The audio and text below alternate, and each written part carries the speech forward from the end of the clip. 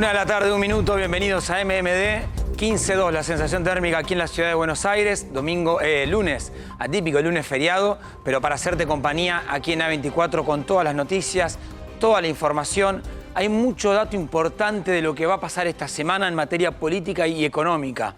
Sobre todo la agenda económica, mirando, esperando a ver quién será finalmente el viceministro o viceministra de la Nación de Economía, que tiene que anunciar en cualquier momento Sergio Massa, y todo lo que va a venir a partir de eso. Sobre todo entender que se vienen reuniones fundamentales con el sector agropecuario.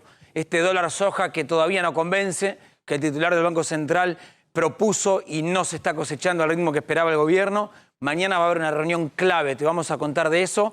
Vamos a ir al llano también, vamos a estar en el tema precios, inflación, lo que nos duele a los trabajadores todos los días, básicamente, en esta Argentina sin precios, ¿no? Desde que se le dio el hachazo a la importación para frenar la salida de dólares, la Argentina se quedó sin precios. Y eso hace que seguramente del otro lado vos no tengas ni idea de cuánto sale una docena de huevos.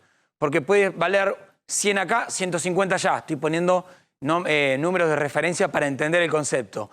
Eso llevado a lo macro, por eso vamos a hablar mucho de economía. Nos vamos a meter también en las cuestiones políticas. Se viene una semana clave en la calle. ¿Qué va a pasar con el tema de planes sociales, las auditorías, toda la propuesta nueva que tiene el gobierno? Nueva pero vieja, porque la verdad que se venía trabajando, pero ahora con los nuevos funcionarios que están en la primera plana, obviamente que esto tiene un impulso distinto. Bueno, eso y mucho más de aquí hasta las 3 de la tarde. Por suerte no estoy solo. Como bien le dijo Facu Pastor, Maxi Montenegro no está, va a estar mañana seguramente, pero su equipo está completo y eso es un alivio para mí. Arranco de izquierda a derecha, Claudio Slotnick. Claudio, ¿cómo andás? Buenas tardes. Bien, buenas tardes. Bueno, hoy vamos a hablar de algo que es clave para el dólar. Sí. Y esto es el acuerdo que están tejiendo justamente el gobierno con el campo, con los productores. La mesa de enlaces fueron convocados rápidamente, no dejaron esperar tiempo, y esto me parece que es una buena noticia, Sí, porque si no llega a un acuerdo rápido, la liquidación de los sojeros no aparece, lo que estamos viendo, un banco central que no compra dólares, así que vamos a contar qué van a acordar para que el Banco Central vuelva a comprar reservas y se evite una devaluación, que es lo que quiere el gobierno, que no haya devaluación. Eso en materia económica es como una carrera contra el tiempo. Si ellos no liquidan, no hay dólares. Si no hay dólares, se complica esta referencia, como te decía, de una Argentina sin precios. Pero lo político está muy marcado ahí por lo económico en estas semanas importantes para lo que es el futuro, ¿no? Muchos dicen, ojo que esta corrida cambiaria no terminó, simplemente está como en una pequeña siesta, que no sea cosa que vuelva a arrancar. Y el ruido es político. Pablo Winocur, ¿cómo andamos? Buenas tardes. ¿Cómo anda? Bueno, esta semana va a ser la semana en donde Massa va a tratar de desplegar toda la artillería que prometió cuando asumió. La semana pasada iba a ser, pero al final no fue. Entró en la dinámica Alberto Fernandista, ¿no? Donde todas las cosas, decisiones se iban postergando. ¿Será esta semana? ¿Será la semana del anuncio de tarifas? ¿Será la semana del anuncio de su viceministro? Bueno, todo esto te lo voy a contar en un ratito. Perfecto, Wino. También en temas de información general, sociedad y también lo económico. Prestarle mucha atención a algún viaje corto que puedas hacer. Flor Hanford nos trae toda la información. Flor, ¿cómo andás? Buenas tardes. ¿Cómo estás, Ramón? Buenas tardes. Se termina el último fin de semana largo de agosto. Te voy a contar un poco qué es lo que nos dio. Pero además son cifras récord. Otra vez volvemos a cifras de 2019, cifras prepandemia. Y entonces, ¿qué? ¿Se viene Previaje 3? ¿No se viene? Lo charlamos en un rato. Bien. Bueno, como verán, tenemos muchos temas. Algunos de la macro, algunos de la micro. Lo que pasa en la calle, lo que pasa en tu bolsillo, eso va a estar. Pero si no entendemos la macro, es muy difícil después bajar a tierra porque uno, por ejemplo, no tiene idea cuánto vale una docena de huevos, cuánto vale un maple, y seguramente a vos también te pasa. Vas a un supermercado, sale tal precio. Caminás 2 cuadras, sale otro precio. Bueno, sin precios está la Argentina, por eso cuando hablamos de inflación tenemos que también llevarla a la micro. En ese sentido, vamos con la primera entrevista del día, vamos a meternos en ese punto, maples de huevo. ¿Cuántos salen? ¿Por qué el precio que tienen? Fernando Sabore, titular de la Cámara que los agrupa y está en comunicación con nosotros. Fernando, Ramón Indar te saluda. Buenas tardes. Hola Ramón, ¿cómo andan ustedes? Bien, muy bien. Bueno, a ver, vamos a lo más concreto en primer lugar. ¿Por qué esta Argentina sin precios? ¿Por qué tengo tanta disparidad cuando hablo de un solo producto, por ejemplo? Bueno, digamos que esto, por lo menos comenzó esta locura a partir del lunes 4 de julio, ¿no? Sí. Que si bien el día 3 teníamos la incertidumbre de quién iba a ser la nueva ministra o ministro, ya se hablaba de un dólar que se iba a disparar. Evidentemente, el día lunes fuimos al mayorista y nos encontramos con un 10% en todo lo que es productos de alimentos y un 13% en lo que es productos de limpieza, más que nos dicen que no iba a haber papel higiénico por el tema de la celulosa y aumentó un 35%, igual que el café. A eso sumarle de que el azúcar, que hace menos de 40 días atrás la estábamos pagando nosotros de costo, 107 pesos, hoy nos cuesta 199. Pará. Fernando, vos como dueño de un autoservicio de Morón y esa parte de la micro, repetime ese último dato. ¿Pagaban el azúcar cuánto y cuánto lo están pagando ahora? El azúcar la estábamos pagando hace menos de 40 días atrás, Sí. 107 pesos de costo. Obviamente la estábamos vendiendo al público en 130, 135 pesos. Sí. Hoy el azúcar, digamos, a partir de todo este despiole de precios, el azúcar la empezamos a pagar 199 pesos de costo. O sea, el azúcar aumentó exactamente al doble en el costo. Y obviamente nosotros la estamos vendiendo hoy entre 240, algunos 250, depende del precio que consigan, porque si bien te dije 200 pesos, hay mayoristas que ya la están vendiendo en 205. Y aún con el agravante de que los mayoristas no nos quieren entregar más de 2 bolsones por compra. Claro. O sea, 20 kilos de azúcar, o sea, 20 paquetes de 1 kilo. Ahora, Fernando, ¿es automático en cuanto el precio cambia? Digamos, vos el margen de rentabilidad le mantenés siempre el mismo. Termina el del autoservicio y el mayorista prefiriendo vender menos, pero como el margen es el mismo, inclusive mayor, a este ritmo que están remarcando, prefiero vender en precio y no en cantidad, ¿o en algún momento se corta esa línea? Yo creo que durante estas últimas semanas hubo mucho de esto que vos comentabas. Sí. Yo creo que los mayoristas, o sea, o los mayoristas o los fabricantes, hoy no les interesa vender. Están todos pendientes de una gran especulación. Claro. Eso es lo que nosotros vemos, ¿cierto? Porque no puede ser de que el día 3, el sábado 2 de julio, yo había estado en mayoristas y estaba tapado de papel higiénico rollo de cocina, hoy el día lunes y no había uno. Le pregunté, ¿pero qué pasó? No hay porque no hay celulosa. Sí, siempre pasa algo. Pero ahora, Claudio, ahora vamos a retomar la comunicación. Claudio, esto es lo que vos marcabas en la venta.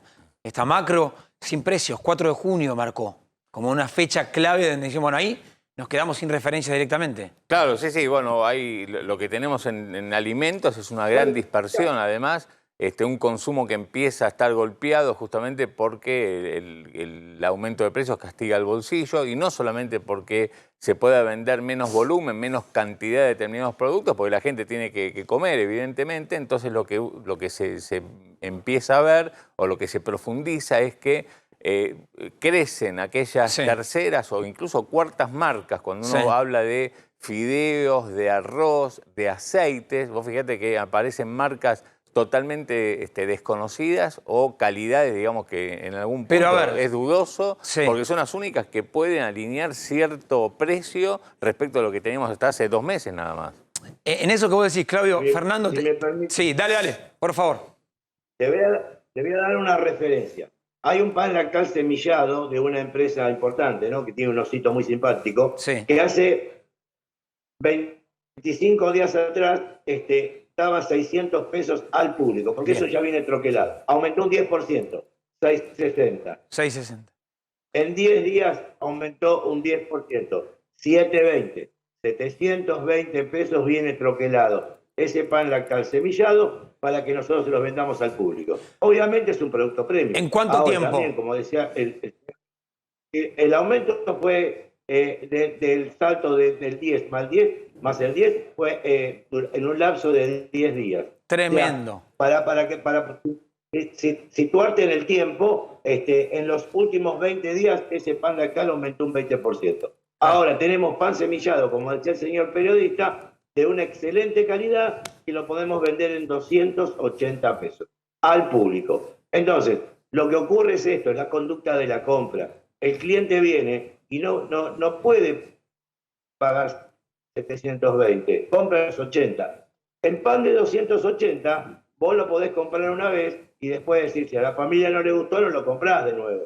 Pero empezamos a ver que los productos de marca PYME empiezan a rotar 4 veces marca. Esto es lo que está ocurriendo en nuestro negocio. Ahora, después yo hay te otro... cité el pan lactal, Sí. puedo hablar de Sí. fideos, te Sí, puedo hablar sí, de sí. galletitas, te puedo hablar de un montón de productos. Ahora, después hay otro tema que le quiero preguntar a Sabor y es el siguiente. Venimos viendo cómo en las últimas semanas, en las últimas 3 semanas, el Banco Central aumentó la tasa de interés 2 veces, alrededor de, para poner en números redondos, 20 puntos aumentó la tasa de interés. La pregunta es la siguiente, ¿qué pasa con cuando va un proveedor y antes le daba margen para, o días o semanas para poder pagar, y ahora me imagino que esa cantidad de días se acortó, digamos, con lo cual hay una asfixia, me imagino, le quiero preguntar, si hay un apretón financiero sobre los pequeños comercios, los autoservicios como suyo. Yo te cuento que desde hace por lo menos 10, 15 años que tenemos a los mayoristas, que es el eslabón que está antes que nosotros. Cabe aclarar que el 80% de la mercadería que nosotros vendemos se la compramos a ellos, ¿cierto? Claro. Ahora, nosotros vamos al mayorista. Hoy, ayer y hace 10 años atrás, vamos al mayorista y no llevamos la platita en el bolsillo o no llevamos la tarjetita de débito, no hay mercadería. Viene el camión de la gaseosa, viene el camión de la leche, y si no ponemos la platita de contado, la mercadería no se va. Nosotros tenemos un solo formato de compra, es contado. Hoy, ayer y hace 10 años atrás. Sí, Pablo. Sabore, ¿cómo le va? El domingo, Matías Tombolini, flamante ministro, secretario de Comercio, Interior y Exterior, dijo: el aumento de los alimentos es una cuestión de percepción. Las frutas y verduras tienen un componente de orden estacional. Allí es importante entender de qué depende de lo que compremos. Uno se fija que aumenta más. Entonces, ¿qué te parece? Hay una cuestión de percepción que juega ahí. Para vos, ¿los aumentos son una cuestión de percepción o no? Para ustedes o para el secretario, que le diga que entre hoy y mañana una empresa láctea aumenta un 9% y tenemos que vender un sachet de leche en 180 pesos de primera marca, es una sensación. Bueno, decirle que lo que es la fábrica más importante de hamburguesas aumentó un 9% la semana pasada, que las galletitas cambiaron más o menos en lo que va del mundo. Nada. Está bien, que el azúcar, como le comentaba, hoy la tenemos que vender en 240 pesos, como cuando hace 40 días atrás la vendíamos en 135, es una sensación. La realidad, miren, yo lo que digo es que por más análisis que le pueda dar yo, el análisis profundo se la da el consumidor. Cualquiera de la señora, del ama de casa, de la mujer que trabaja, el marido que va a hacer las compras y se encuentra que todos los días ese billete de 1.000 pesos le alcanza para menos, esa es la sensación que tenemos. Esa es la percepción final. Tenemos menos plata en el bolsillo y la sensación mayor es que el día 15 es fin de mes. Bien. Porque uno ve cómo cambia el comportamiento de compra de la gente. Fernando, muchísimas gracias por el tiempo y las explicaciones.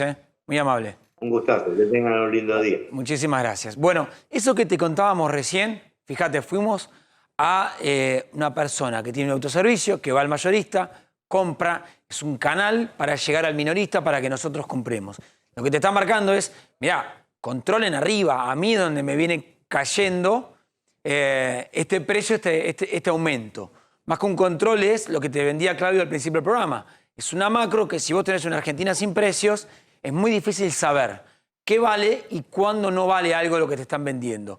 Por eso es que ahora vamos a ir a un producto determinado, uno que es de una necesidad básica que todos los días adquirimos, que es para el alimento de todas las familias argentinas, y son los huevos. ¿Cuánto vale un maple de huevo? ¿Cuánto vale una docena?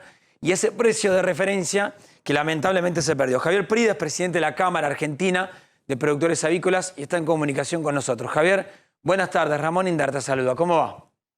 Hola Ramón, buenas tardes. ¿Cómo te va? Bien. Bueno, a ver, arranquemos entonces. Maple de huevo, docena de huevo.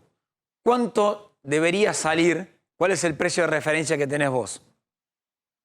Bueno, hoy nosotros estamos entre 7 y 9% por debajo de la inflación acumulada de los 2 últimos años, inflación en pesos. Sí.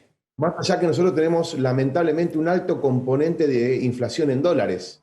Nosotros transformamos maíz y soja con un estándar en dólar, cotizan en dólares, Tal cual. no lo fijamos nosotros y tenemos una alta, digamos, de componentes importados que también han subido en dólares. Nosotros había, por ejemplo, a nivel mundial está faltando un microingrediente que lo pagamos $1.10 y hoy lo pagamos $1.78. Bueno, Entonces, pero pará, te hago una pausa, Javier, porque ahí está el argumento de por qué vale lo que vale.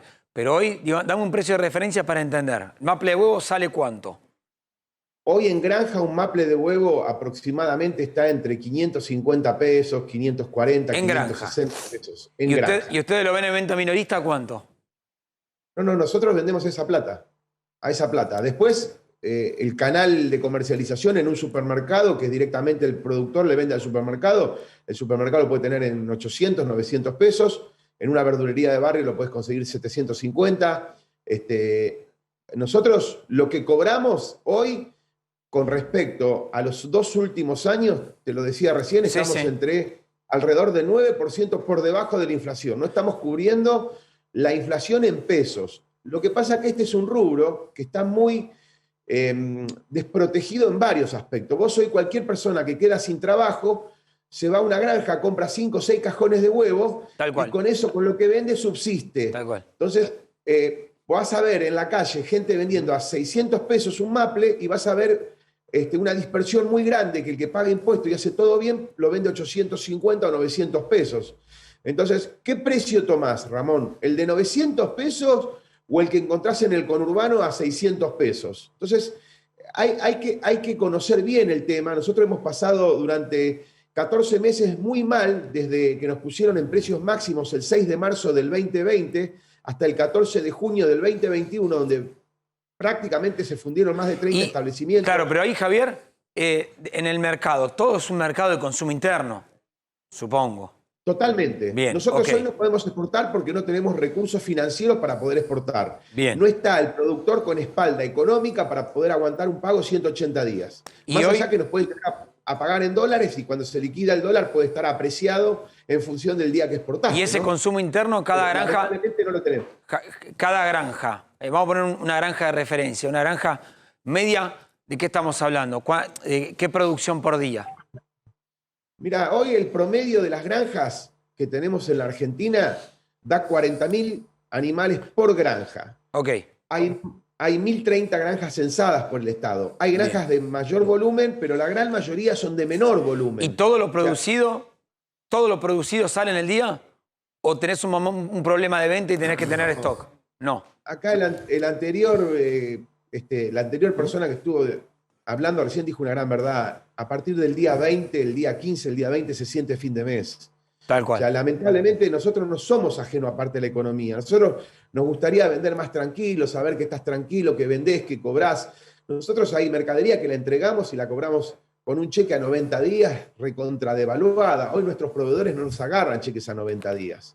Son contados con el dedo de la mano los que te pueden llegar a agarrar un cheque a 60 días. Entonces, hay un problema enorme que nosotros también somos afectados, no somos ajenos de esto. Javier, hagamos un punto ahí. Claudio, más allá de huevos, y ahora volvemos a este tema puntual, pero hay un número que es impresionante, que es la suba de alimentos. ¿Cuáles son los que más subieron para entender cuando uno va al supermercado? No, bueno, los que más subieron el mes pasado fue el azúcar, 30,5% en un solo mes, 30%. 30% en un solo mes. Nosotros acá le preguntamos a un representante de la Cámara de Azúcar por qué habían aumentado tanto en un solo mes. Dijo que, bueno, las empresas después de no aumentar durante varios meses estaban recomponiendo márgenes de ganancia. Y acá le quiero hacer una pregunta antes de ir a cómo viene la inflación de agosto. Le quiero preguntar a Prida lo siguiente. Javier, según el INDEC, la inflación del último año fue del 71%. El precio de los huevos, según el Instituto Oficial, subió la docena de 146,50 a 305. Eso te da un aumento del 108%. 108 los según huevos contra 71 la inflación. Entonces, por eso le quiero preguntar por qué usted decía que venían retrasados respecto de lo que es la inflación. Porque según el INDEC, ustedes le van ganando 108 a 71.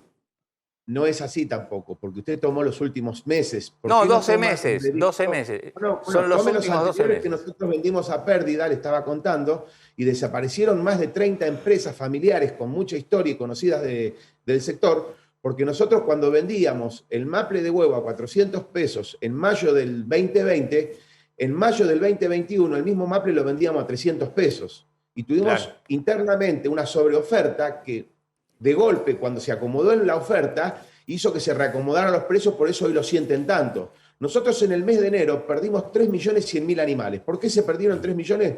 Por un estrés calórico. ¿Por qué se perdieron por estrés calórico? Porque estaban debilitados. No teníamos plata para cambiar los lotes, estirábamos los niveles productivos hasta donde más podíamos, nos agarró animales viejos, débiles, con ola de calor, se murieron cualquier cantidad. ¿Qué pasó? Faltó huevo, subió el precio. Y sí. Es lineal.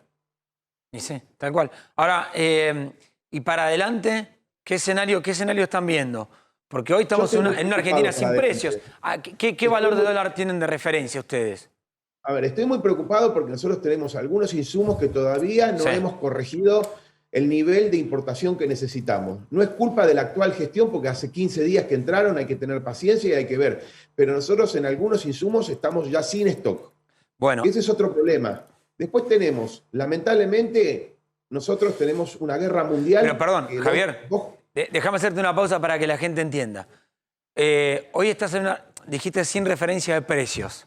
¿A qué ese componente importado, como no accedes al dólar oficial, con cuánto te estás financiando? ¿Un dólar a cuánto? Mira, depende del proveedor, pero tenemos proveedores que te toman un dólar intermedio entre el oficial y el blue, tenemos proveedores que te venden a precio abierto, tenemos proveedores que te venden y te dicen la semana que viene nos sentamos y vemos cuánto me lo pagás, otro dice no, el mes que viene, o sea, es imposible. Nosotros tenemos, y pasa en todo el sector de cartón, el tema de la celulosa. No hay cartón en el país. No se leen más diarios, no se reciclan. Y nosotros los envases tenemos un problema enorme. Nosotros, sin envase no podemos trabajar. Entonces, sin micronutrientes no podemos trabajar. El gobierno la semana pasada, junto con las entidades rurales, dieron 83% de aumento de salarios para 7 meses. Desde junio a diciembre. 83% dieron. O sea, la verdad... Esto se está desbandando y si no le ponemos... Yo no quiero que la gente coma mal, viva mal, no le alcance a fin de mes. Javier, brevemente, ¿cuál es el salario? ¿Cuál es el salario de un trabajador en ese sector? Hoy el salario de un trabajador pasó hoy actual, de 75.000 pesos, se va en diciembre a 143.000 pesos. Claro, es que también del otro lado lo que se plantea es que con 70 lucas no sobrevivís. No les alcanza, claro. Yo te entiendo y estoy a favor de los trabajadores también. Entonces, tenemos un problema que lo sufrimos todos. Yo quiero tener que mis empleados cuando vayan a mi establecimiento estén conformes, estén con la cabeza pensando que tienen que atender a los animales. Entonces, es muy complejo lo que está pasando. Ojalá esto se acomode. Gracias por el tiempo y por las explicaciones. No, Ramón, un placer, como siempre. Saludo a Maxi a su regreso. Por favor, muchas gracias. Claudio, sigamos con estos números bien gráficos para entender. Sí. De aumentos, de alimentos, de lo que está haciendo la inflación de agosto que me venías mencionando. Claro, bueno, la inflación de la segunda semana del mes fue el 0,7%. Siempre en la primera ocurre un salto más pronunciado que en la segunda semana, porque justamente las empresas, los supermercados, autoservicios cambian los precios a principio de mes, pero en la primera quincena del mes tenés 2,9% de aumento en alimentos. 2,9%. En la primera quincena y en las últimas 4 semanas 6,8%. ¿Esto qué quiere decir? Que la inflación en alimentos de este mes se encamina a ser algo muy parecido a lo que vimos en julio, cercano al 7%, porque nadie está pensando, lo estamos escuchando de los propios empresarios, nadie está viendo que haya una desaceleración en los aumentos, sino todo lo contrario. Por ejemplo, para mañana están anunciados aumentos de lácteos, incluida leche fluida, que es el precio, digamos, el producto, un producto esencial, aumento de 8%. Tremendo. Aumentos que venían en los meses anteriores, desde abril hasta mayo, junio, en el 5% promedio. En alimentos ahora son aumentos que arrancan en el 6, Estos 7 y segundos- llegan estos- al 10. Acá tenemos de referencia precios de una sola semana. Una sola semana. Tenés bebidas 3,8%, azúcar vuelve a encaramarse como uno de los productos que más aumentó. Yo te dije que aumentó más de 30% el mes pasado. En la segunda semana de agosto ¿Estos son consultoras privadas? Esto es una consultora que se llama LSG, Bien. que Sí, sí, monitorea Ok. la suba de precios todas las semanas. Aceite 2,4. Aceite 2,4, frutas y verduras entre 2,1 a 2,4 y lácteos, incluidos los huevos, Y acá, 0,7%. A ver, bebidas si querés sacarlo, digamos, bueno, tomá Sí. agua.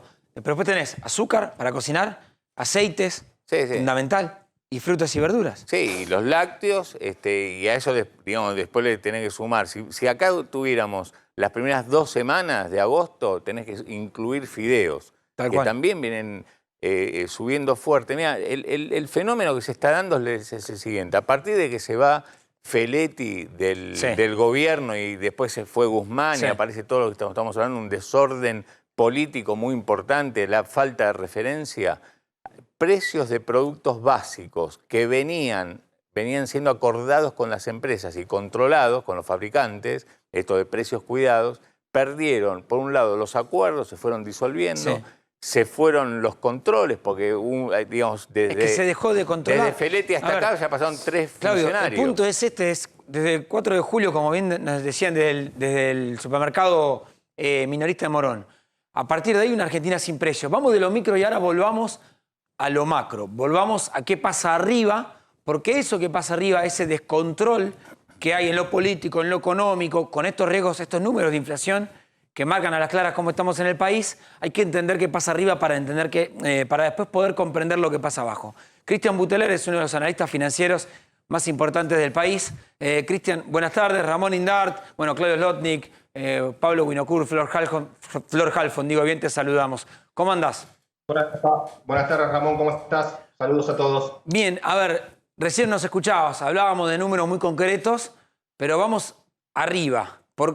¿Cómo lo atamos? ¿Por qué explicar la macro para entender este descontrol que tenemos en la micro? Bueno, vos fíjate que habías tenido un principio de año bastante descontrolado, para seguir en la línea con lo que venís diciendo, de aceleración inflacionaria, producto de lo que fue el último cuatrimestre del año pasado en cuanto a la emisión, ¿sí? Ese plan platita para intentar ganar 1 o 2 puntos más en la elección que pasó y que al final no lograron dar vuelta, te pasó factura en el primer cuatrimestre del año. Después empezó a bajar la inflación, ¿sí? Empezó no a bajar, sino a desacelerarse. Tuviste el pico en marzo y tuviste un abril-mayo que empezó a venir con números menos fuertes que lo que habías tenido en ese pico de marzo. Sí. Ahora, en junio realmente tuviste un descalabro desde parte del Banco Central con una emisión del 13% de todo el stock de dinero que hay en la economía. ¿Sí? Fueron 1.3 billones de pesos que se emitió en un mes. Y se emitió por varios motivos. Por un lado, para asistir al Tesoro, por otro lado, para comprar esos bonos que habían empezado a bajar, después también tener los intereses de la LELIQ y demás. La cuestión es que tuviste una mayor oferta de pesos, una restricción sobre el dólar oficial. Sí, Acuérdate que también en ese mes tuviste un fuerte cepo que se endureció aún más. Te tiró los dólares alternativos para arriba y después la parte política hizo también su trabajo, ¿no? Con un ministro que te terminó renunciando, tuviste 48 horas sin saber quién iba a ser el ministro de Economía y a punto de tener que declarar un feriado cambiario y bancario para el lunes siguiente. Y ahí, Cristian, bueno, te hago un punto ahí, porque vos venís marcando muy bien el presente que tenemos hoy. Si vos tenés que analizar lo que está pasando ahora en economía, se están haciendo anuncios que después en lo concreto no hay nada, porque entiendo que dicen o quieran vendernos, bueno, cambió el equipo de gobierno. Está bien, pero el Frente de Todos está gobernando en 2019, no llegó un nuevo gobierno. ¿Qué ves que están haciendo ahora? ¿Crees que eso puede ayudar a frenar esta escalada? A ver, cambió el equipo económico. El gobierno sigue siendo el mismo, ¿sí? Y es más, y gran parte de este equipo económico ya estaba dentro del gobierno trabajando capaz en distintos sectores. O sea que el gobierno es exactamente el mismo. Lo que vos ves ahora de diferencia, y no sé si va a ser suficiente, es que vos te viste unos anuncios que van del lado correcto, ¿no? Controlar el déficit fiscal, tener que emitir menos dinero. Estamos todos de acuerdo. Ahora, ¿cómo vas a lograr esa baja del déficit fiscal? ¿Cómo vas a lograr ese 2,5% que vos te volvés a comprometer con el FMI que vas a cumplir? Porque, a ver, lo mismo dijo Guzmán, lo mismo dijo Batakis. Exactamente lo mismo. Hoy más parece lo mismo. Acá el problema es, bueno, ¿y cómo lo vas a hacer? Porque en ese cómo lo vas a hacer, el mercado va a poder evaluar si realmente lo vas a cumplir o no. El mercado necesita menos anuncios y más medidas. Por el lado de las medidas tenés algunos cambios ahora realmente fuertes, que son la segmentación, eso teóricamente iba a salir la semana pasada, todavía no salió, sale esta semana, ahí vas a poder medir realmente cuál va a ser el ahorro, y tenés una suba de tasas muy fuerte por parte del Banco Central. Sí. Eso va a tener que hacer su efecto sobre la economía. Ahora, para que eso haga su efecto sobre la economía, necesitamos, por el otro lado, que pares la emisión, porque si vos seguís emitiendo, por más que subas la tasa, no vas a resolver el problema. Y la tasa te va a ayudar, pero no te resuelve todos los problemas. Vos hoy tenés mucha incertidumbre. Por ejemplo, todavía estamos sin conocer hasta esta hora quién va a ser el viceministro de Economía, que en la práctica va a ser el verdadero ministro de Economía, ¿no?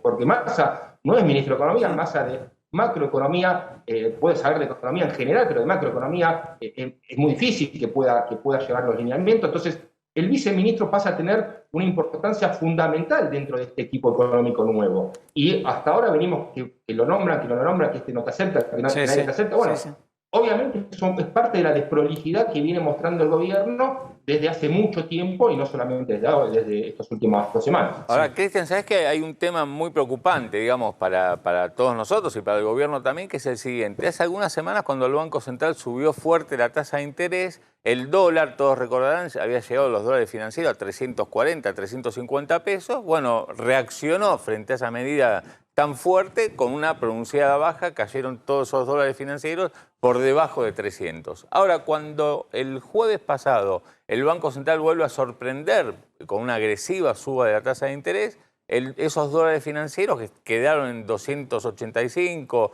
290, no se movieron, no bajaron. Ahora, está bien, hay una cuestión que tiene que ver con las señales que el gobierno tiene que dar de mediano plazo y bueno, los inversores, digamos, tienen que ver para creer, por decirlo de alguna manera, pero por otro lado son las urgencias que tiene la economía para que aparezcan dólares y si la brecha no baja, no van a aparecer los dólares. ¿Pueden bajar los dólares financieros a partir de esta agresiva suba de tasa de interés? ¿Esta semana te parece que pueden llegar a bajar algo más, que es algo necesario, digamos, para que justamente haya más liquidaciones de divisas? Mira, yo creo que sí que puede llegar a bajar. Hay que recordar que esta corrida, porque todos nos quedamos con el dólar de 3.50, ¿no? Pero hay que recordar que la corrida empezó con el dólar en 210. O sea que si te quedan 280, 290, te está quedando igualmente en casi un 40% arriba de cómo empezó esto. Entonces, ¿hay margen para bajar? Sí que hay margen para bajar. El gran problema es que este gobierno no genera confianza, ¿sí? Hubo una expectativa con la llegada de Massa, pero esa expectativa tiene que pasar a ser realidad, ¿sí? Y la realidad viene de parte no de los anuncios, sino de las medidas, y esas medidas son las que todavía faltan. Desde lo monetario, yo creo que ahora, yo viste que sigo el tema de la emisión y demás, veo que en los últimos 30 días se ha movido muy poco la cantidad de pesos, ha bajado fuertemente, pero eso tiene un impacto, digamos, más en los próximos meses. En lo inmediato es importante esa expectativa, porque el dólar no sube por estar caro o barato, el dólar sube generalmente porque el mercado cree que mañana va a estar más caro. Tal cual. Y esa parte de expectativa todavía no la pudieron manejar, no la pudieron dar vuelta. Y es ahí donde se necesita, lo que te digo yo, las medidas más allá de los anuncios. Esas medidas por parte del Banco Central parecería ser correctas, pero falta la parte económica que ayude y que apuntale estas medidas monetarias que estamos viendo. Bien. Cristian, muchísimas gracias por las explicaciones. No, por favor, eso es un día. Gracias. Ahora en unos minutos nos vamos a meter con Pablo, con Winocur, con toda esa agenda, con todas esas decisiones trascendentales que en algún momento tienen que venir. Y me parece que ya no hay más tiempo que esperar y van a tener que ser sí o sí esta semana. Ahora, bueno, esta polémica de hoy que trajiste es tremenda. Sí, la frase de Tombolini es tremenda. Tremenda porque otra vez el gobierno se mete con el tema de la sensación, ¿no? Algo que nos recuerda a Aníbal Fernández hablando de la sensación de inseguridad. Después estuvo Cerruti diciendo sensación de estabilidad o de estabilización. Bueno, ahora aparece Matías Tombolini planteando que hay otra vez una sensación de sensación de suba de precios. Para que la gente entienda, Tombolini es secretario de Comercio Interior. Y ahora Sí, ya no es más exterior. periodista, Claro. ¿te acuerdas que antes era periodista, Por comentaba la realidad desde afuera? Bueno, Es el, ahora es el nuevo Guillermo Moreno, salvando la distancia. Digo, ese es el rol, precios. Es el tipo que está encargado Ok. de que los precios no suban, Ahora sí. básicamente. Dicho eso- Es el el funcionario de mayor responsabilidad para evitar que los precios suban. ¿Qué plantea Tombolini? Bueno, el aumento de los alimentos es una cuestión de percepción. ¿Sí? ¿Por qué dice eso? Porque plantea que, por ejemplo, las frutas y verduras tienen un componente estacional, es decir, Sí. obviamente hay algunas frutas y algunas verduras que suben por una cuestión de que no es la época del año o alguna cuestión así, y allí es importante entender que depende de lo que compremos, uno se tiene que fijar que aumenta más. Entonces, ¿qué te parece? Dice Tombolini. Que todo aumentó más. ¿Por qué? Vas a comprar, te lo traduzco, ¿no? Vos vas a comprar algo que no está de estación, aumentó un 150% y a vos te da la sensación de que la inflación es del 150%. Pero supongamos que ese eso... es el planteo que está haciendo Tombolini. Supongamos que eso en algún momento de la historia, en alguna sociedad pasa, que puede pasar. Tombolini sabe, entiende que eso no es lo que pasa hoy acá. No es que te aumenta un precio, entonces, bueno, claro, ¿cómo querés comprar morrón si...? Justo tuviste mala suerte. Claro. No es lo que está pasando. Ese es el tema. Sí, a ver, lo que Tombolini plantea, ahora te voy a buscar el dato, porque claro, por ejemplo, los estacionales aumentaron, la inflación de julio fue 7,4%. Los estacionales aumentaron un 11,3%. Es decir, prácticamente se duplicó respecto al resto de los precios. Ahora... Pero como si el 7 fuera bajo. Claro, lo que se llama el IPC núcleo, que es los precios que se mueven libremente y que no tienen factor estacional, aumentaron 7,3%. Claramente la inflación en la Argentina está descontrolada. Me parece que Tombolini se equivocó, básicamente. Quería explicar una cosa y le salió mal porque obviamente queda en un gobierno que permanentemente negó el tema de la inflación, incluso en la gestión de Cristina Kirchner, hablar de percepción de aumento de precios no es demasiado feliz. Ahora el que le salió a contestar fue Pablo Moyano. Sí. Pablo Moyano, que escuchó esa declaración y no le gustó demasiado. ¿Qué planteó Pablo Moyano? Bueno, si Tombolini dijo que la inflación es una percepción, es un inútil.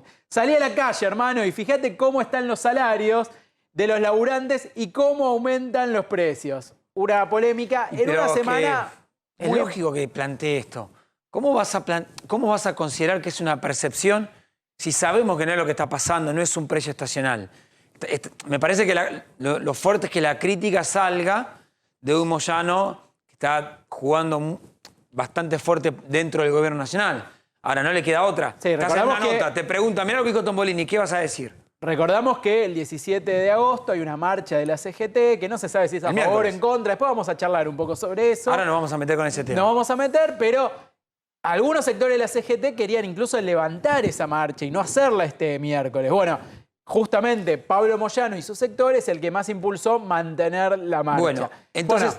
Para Pablo Moyano, entonces, Matías Tombolini, que acaba de asumir, es un inútil y tiene que salir a la calle.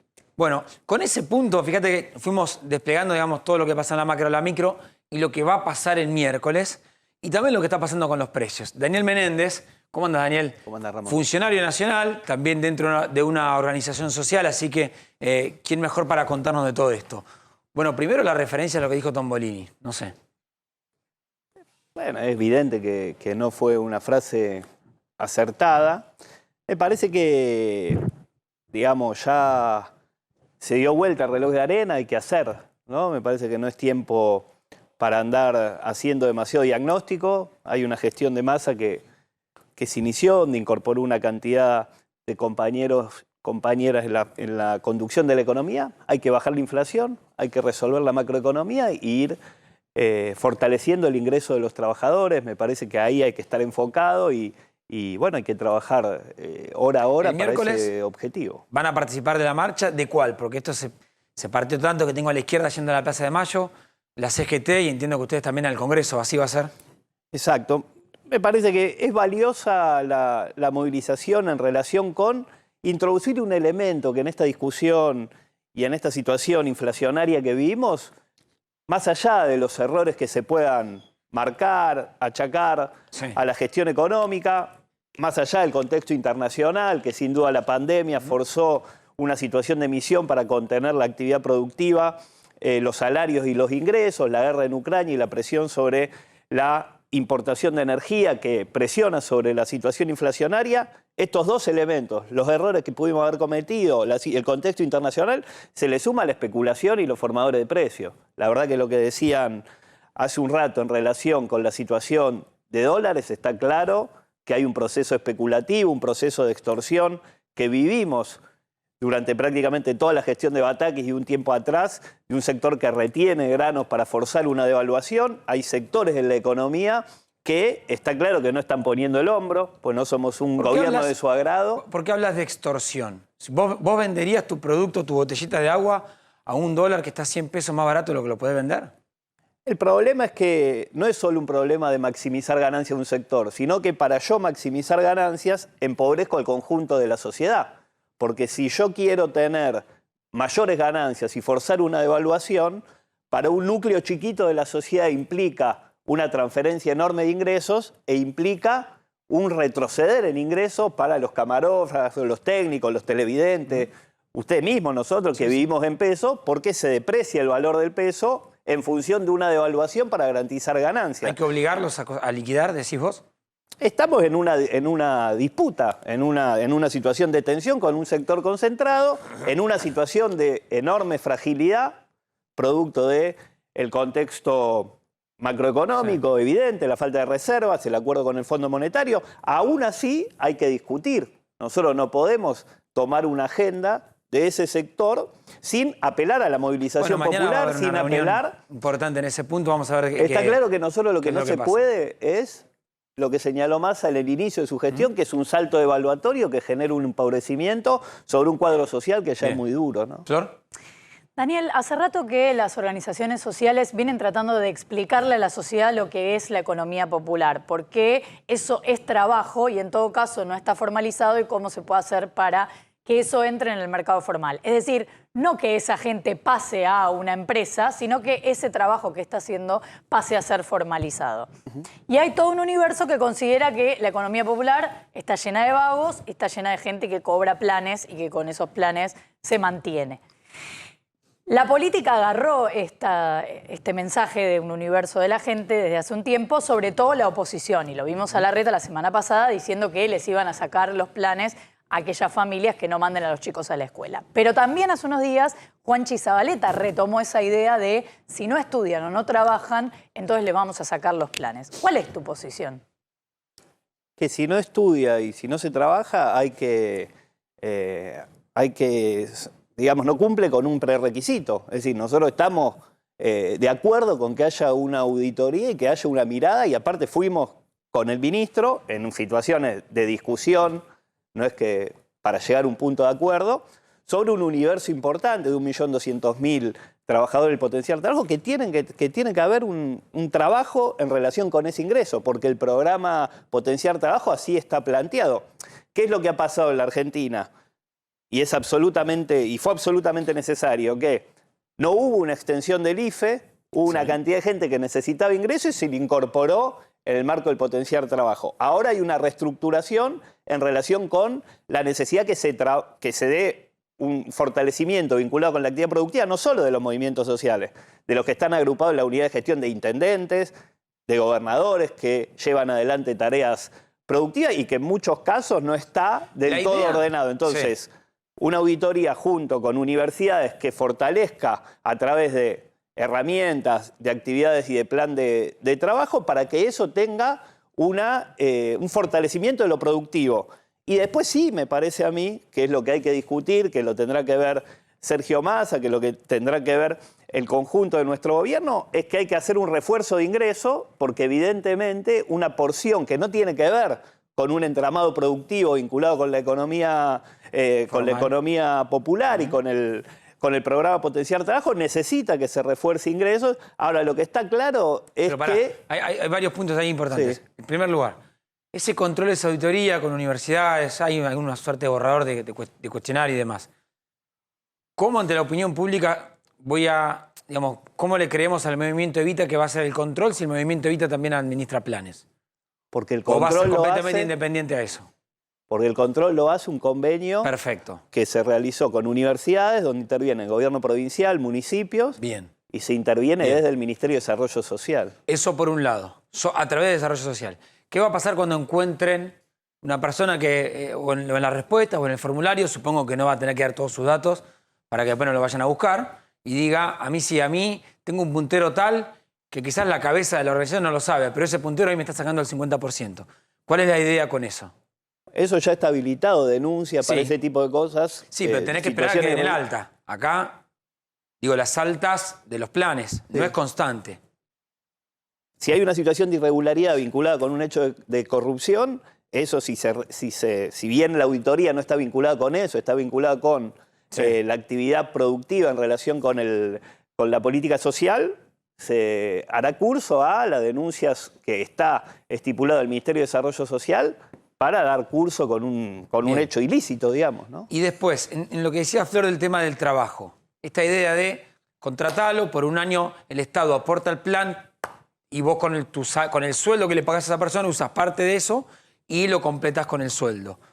Y durante un año esa persona no es que sigue cobrando el plan, sino que se le da a la empresa para que la empresa... Algo que más o menos había planteado Máximo, creo que en 2020. ¿Esa idea vos creés que es buena? ¿Cómo sería?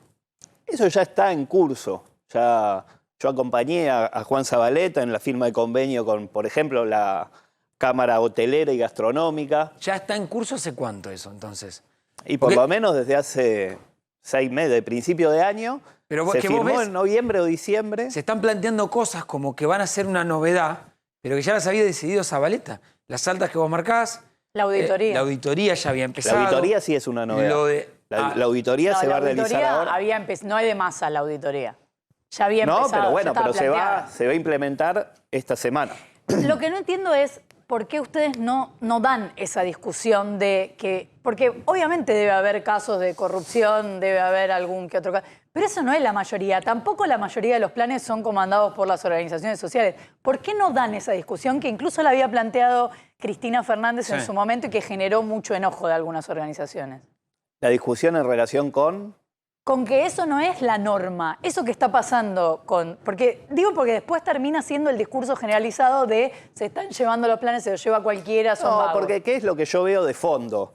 De fondo lo que se busca es, digamos, impugnar con una generalización que la política social, la inversión social y el gasto que el Estado realiza en distintas políticas sociales, esta idea de que 7 millones que trabajamos sostenemos a 20 millones que son vagos, se construye un sentido común para impugnar en un futuro gobierno de Cambiemos un recorte sobre la política social. Esto lo han hecho fines de la década del 80, principios de la década del 90, con las empresas públicas para avanzar en una ola privatizadora, y eso tiene enormes poderes concentrados mediáticos, enormes poderes que van instalando en el sentido común de la gente esa realidad, y nosotros con nuestras herramientas damos en la pelea, en los marcos, de mostrar lo que se realiza. También ahora. La están impugnando con el discurso que daba Cristina Fernández, con el discurso, o sea, no es un futuro gobierno de Cambio, no, la empiezan a discutir ahora puertas adentro del Frente de Todos. Bueno, yo creo que ese discurso que señaló Cristina tuvo un contexto donde se incursionó en bastantes inexactitudes que señalamos en su momento. Nosotros creemos, con esta idea también de traspasar de la política social al empleo formal, que hay un problema en la Argentina donde no se crea empleo desde hace 40 años.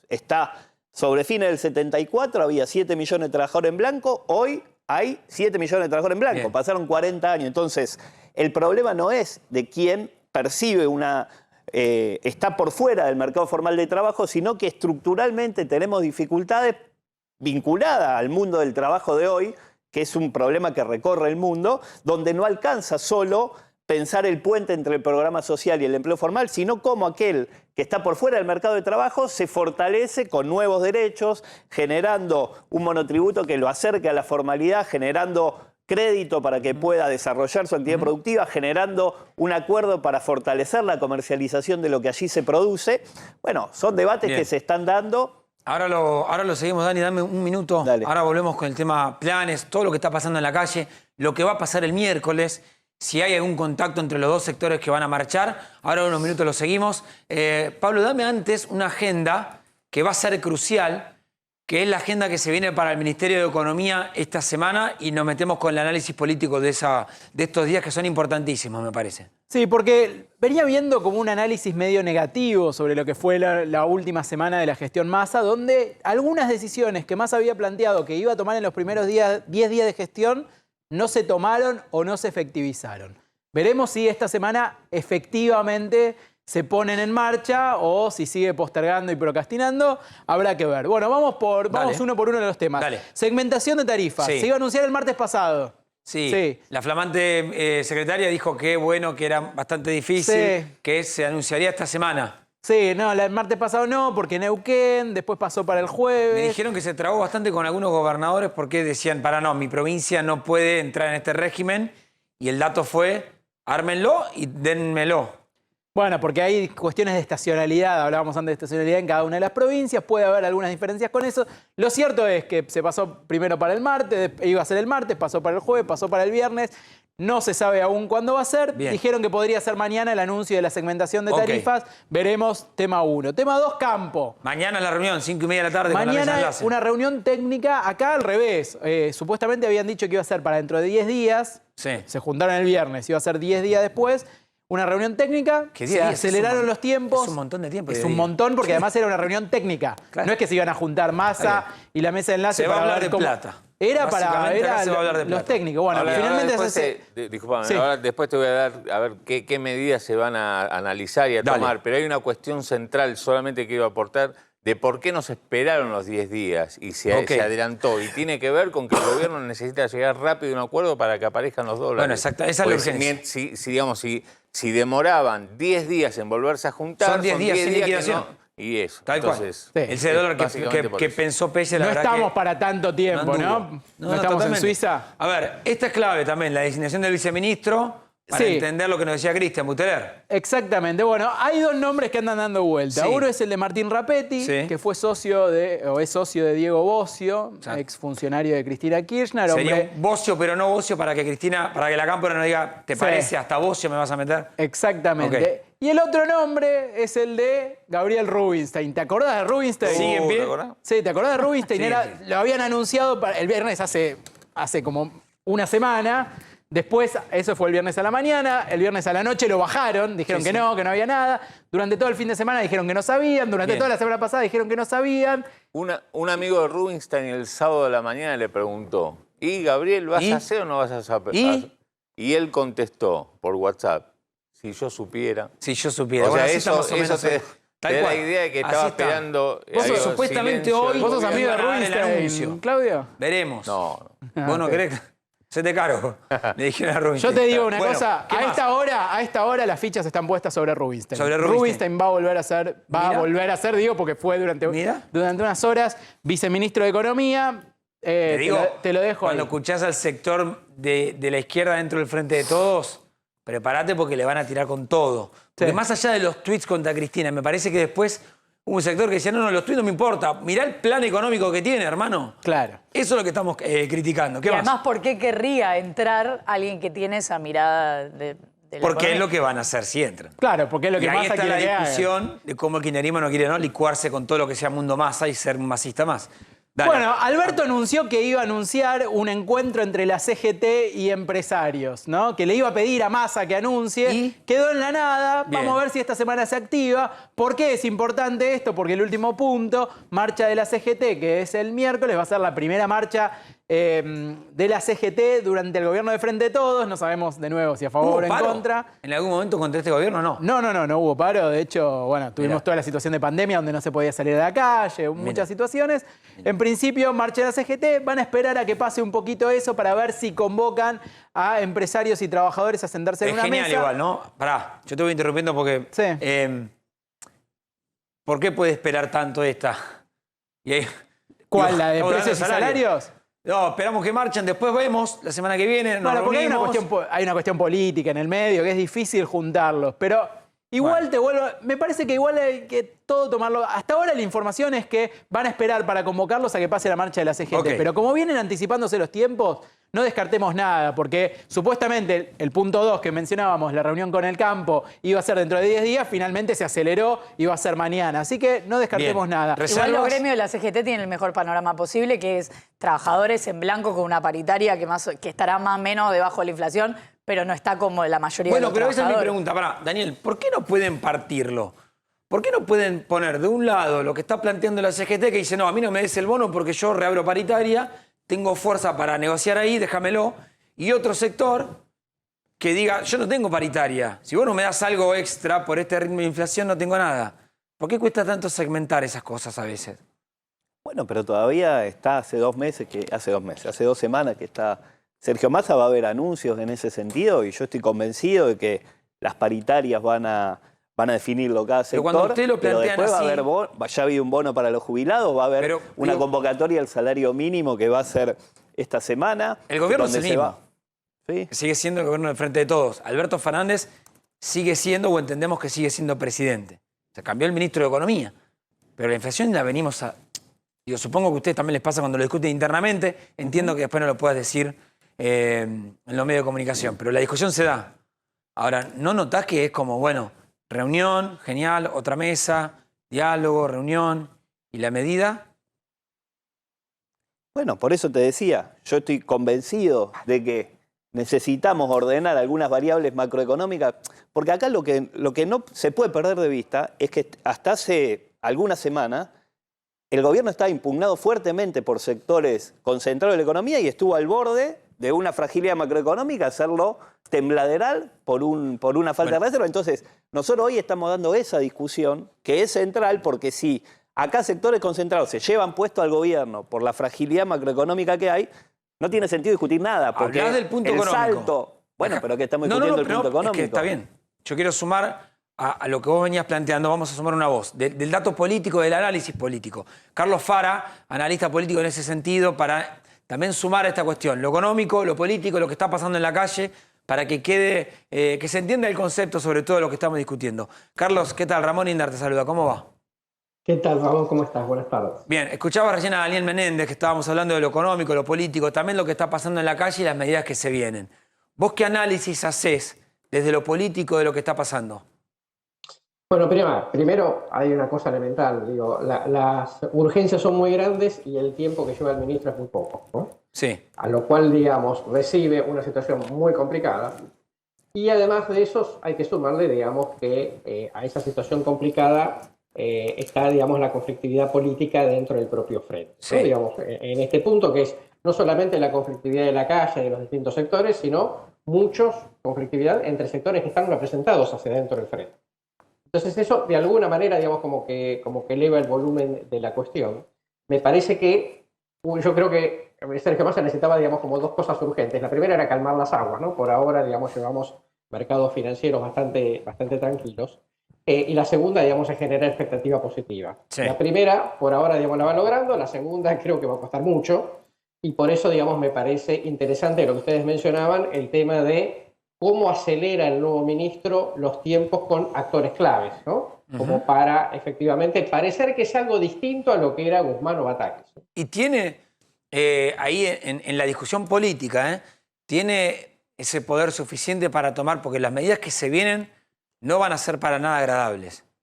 Entonces ahí está, ¿no? Lo que uno mira de Sergio Massa y dice, bueno, la expectativa que generaste fue 150. Después, cuando vengan las medidas, ¿qué? Sí, mira, primero, yo creo que todo el mundo da por descontado que no va a haber buenas noticias en general. De hecho, algunas no son buenas noticias. Digamos, el incremento de la tasa de la semana pasada obviamente no fue una buena noticia. Sí, quizás fue una buena noticia, pero no para la calle, que la calle, digamos, lo detecte, que fue el tema de los vencimientos sobre los cuales los patearon para 2023, porque era una espada de Damocles importante. Me parece que en general no hay una expectativa de que van a venir buenas noticias de corto plazo. Yo lo que creo, digamos, es que acá el punto es si parece ser que el esfuerzo que haya que hacer tiene un rumbo, ¿no? Que valga la pena, o si, digamos, son más medidas de ajuste que no terminan llevando a ninguna parte. Me parece que esa es la cuestión. ¿Y cómo queda el día después en esa alianza del Frente de Todos? Porque cuando se conozcan las medidas, ya me imagino algún sector más de la izquierda, parado a la izquierda de Massa, inclusive el propio kirchnerismo, diciendo, bueno, nos votaron para terminar haciendo esto, aunque no encontremos otra salida. ¿Cómo escondés el pragmatismo en el discurso? Mira, yo creo que básicamente lo que Massa de alguna manera está tratando de transmitir es Uno, yo soy la última alternativa, digo, porque después de Massa es muy difícil volver a encontrar otra figura de semejante volumen político como para poder, digamos, ponerle el cuerpo. La segunda cuestión es, miren, no queríamos hacer esto, pero la verdad es que la situación es suficientemente desastrosa y ahora hay que tomar una medicina amarga, ¿no? Que esto es pragmatismo, digo, cuando estás muy cerca del abismo, más pragmático te vuelves. A mí me parece que lo que va a dar una discusión por izquierda son sectores relativamente marginales dentro del frente. Ah, ok. Acá lo que creo que importa es movimientos sociales, obviamente, importan los gobernadores muchísimo, ¿no? Importa CGT desde ya y obviamente sobre todo Cristina. Pero digo, el cristinismo no se va a salir, ¿no?, de cuadro si Cristina banca, digamos, algunas cosas. Y mi impresión, digamos, es que Cristina, por pragmatismo, quizás no por gusto ideológico, va a terminar bancando algunas y eventualmente ver si eso, digamos, el costo lo paga Massa o si es un beneficio para todo el frente de todos a la cuánto van a dar. Ahora, Daniel, te suma esto que dice Carlos. Ustedes funcionando dentro del gobierno son organizaciones que están adentro. ¿Hasta qué punto se sostiene? ¿Se aguanta lo que venga? Digo, porque Grabois directamente te dice, bueno, yo voy a ver si el Frente Patria Grande sigue acá, porque así yo no puedo seguir. ¿Ustedes qué dicen? Nosotros tenemos dos cosas claras. Una primera es que tenemos que sostener al gobierno de presiones de los sectores concentrados que fuerzan una evaluación y que hay que ordenar las variables macroeconómicas. Y el segundo elemento es que nosotros no somos Cambiemos. Es decir, nosotros no somos Cambiemos, somos el frente de todos y tenemos un vínculo con los sectores populares, los que representamos estando en el gobierno, por tanto, no puede haber un marco exclusivo de políticas ortodoxas que ordenen la macroeconomía, sino que la macroeconomía tiene que ordenarse de la mano de fortalecer en los marcos de la fragilidad que nadie desconoce, pero que acompañe el crecimiento del poder adquisitivo, de salarios, jubilaciones y de los trabajadores en su conjunto. Sí. Si no está claro que si solo el programa es un programa de ajuste, como yo creo que no va a ser, para eso que gobierne Cambiemos. Realmente. No tiene ningún sentido para el juego democrático que nosotros no expresemos el sector al que representamos, aún en una coyuntura de dificultad que a nadie se le escapa, pero que está claro que nosotros venimos a refrendar otros sectores que nos acompañaron en el 19. ¿Pablo? Carlos, Pablo Vinocur te saluda. Te quería consultar dos cosas. Primero, se habla mucho del tiempo que tiene un nuevo funcionario para poder mostrar alguna señal o mostrar algún éxito. ¿Cuál sería? ¿Cuántos días tiene Sergio Massa de luna de miel, a tu criterio? Mira, yo te diría sinceramente, yo no creo que tenga luna de miel. Me parece, digamos, que, como yo decía antes, si calmas las aguas ya es un logro, el tema es si generas expectativas positivas. Ahora, como en el medio tenés que tomar medidas desagradables para eventualmente dentro de, supongamos, 2 o 3 meses, empezar a dar la impresión, digamos, de que efectivamente es un ministro que llegó con poder y que llegó para ordenar variables aún cuando no gustasen, me parece que hay que evaluarlo a Massa, digamos, en función de que va a ir comprando como tiempo semana a semana, en función de los anuncios que haga y en función de las medidas prácticas. Yo te diría, luna de miel lo sacaría del mapa. Porque luna de miel no va a haber porque las medidas no son agradables. El tema es si parece que hay rumbo y si dentro de 3 o 4 meses empiezas a tener algún resultado concreto. ¿Pero cuánto tiempo tiene para mostrar ese pequeño rumbo o algo? Ya. Mira, insisto con lo que decía recién. Como no hay otra alternativa, creo yo, dentro del oficialismo, como Sergio Massa, para que se banque, digamos, la parada. Entonces lo que te diría es que ya no es una cuestión de tiempo. Me parece que, digamos, por supuesto, si vos no tomás medidas desde ya, digamos que luna de miel imposible. Ahora, si vos tomás algunas medidas, aun cuando no sean simpáticas, parece de todas maneras que es un gobierno ejecutivo y que sobre todo Massa llegó a poner un cheque como para poder implementar esas cosas. Una más, la foto que se sacó Cristina con Massa, ¿alcanza para mostrar un gesto de apoyo?